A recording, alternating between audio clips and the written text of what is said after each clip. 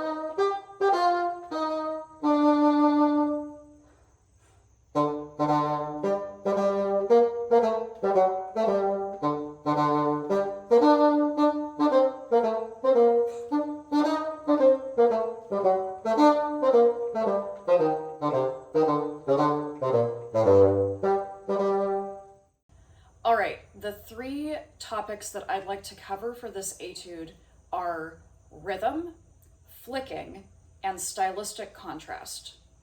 For rhythm, this etude has a lot of dotted eighth, 16th rhythm, and because this is a march, we want that rhythm to be very precise and militaristic. The way that I recommend getting this rhythm in your ear is by subdividing, by actually playing all 4 16th notes of each beat. So for example, in the beginning, which goes like this, I'm going to slow it way down and subdivide 16th notes for all the dotted 8th 16th rhythms.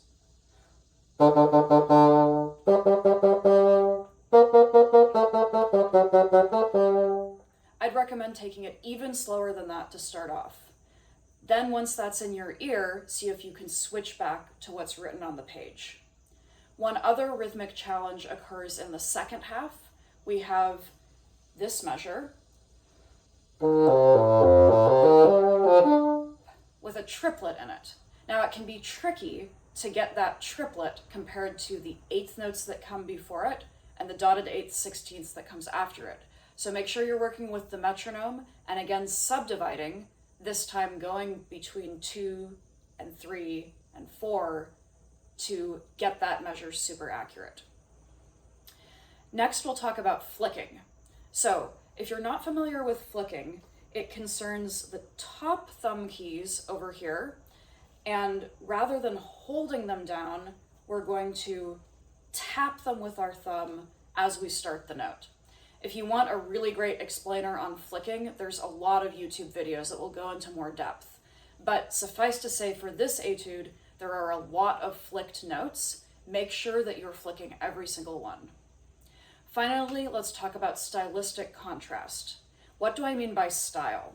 Style encompasses dynamics. So we've got forte, piano on the page. Make sure that you're making a big difference between loud and quiet. Probably whatever you think you're doing, do a lot more, and then it'll come across to the audience. Another part of style is accents and articulation. So here we have sforzandos, we have regular accents. Make sure that those notes are really sticking out, both with your air and maybe a little bit more emphasis with your tongue as well. Finally, we have a few sort of character words written in. The beginning word says risoluto, the beginning of the second half says dolce. So go look those words up, find out what they mean, and see if you can play with those words in mind.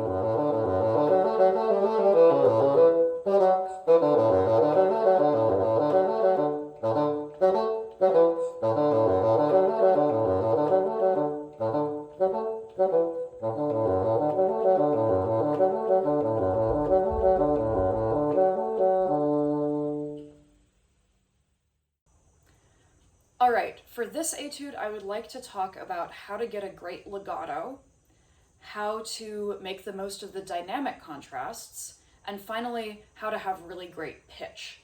So we'll start with the legato. Beginning with the fingers, there are a lot of half-hole notes in this etude, so you want to make sure that you're aware of the half-hole size for your left-hand first finger. If it's a little too big or a little too small, those notes might crack. Secondly, you want to make sure that you're flicking, even when it's slurred. Those flicked notes still must be flicked. That's another way to avoid cracking. Finally, it's necessary in some cases in this etude to use the pinky F sharp.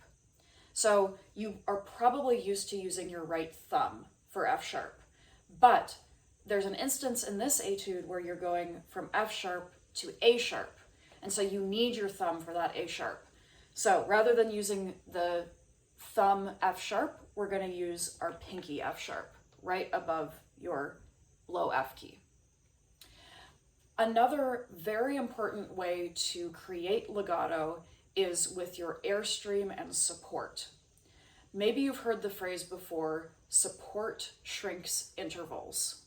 We have a lot of large leaps that are slurred in this etude, and you want to make sure that your air support is constant throughout. You're really engaging those abs. You also want to make sure that you have a continuous airstream.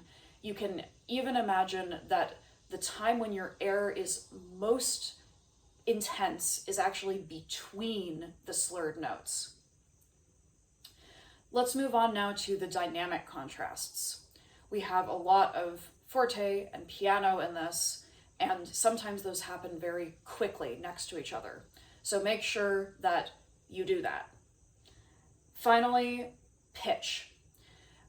This etude outlines triads, and if it's out of tune, it will be very obvious.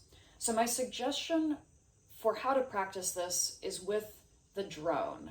So you can use a lot of different tuning apps. There's also some tracks on streaming platforms like Spotify that you'll be able to create a drone. I use tonal energy, so I'm putting on a D drone to start off. Our first triad is centered on D, and I'm just going to play that really slowly with the drone.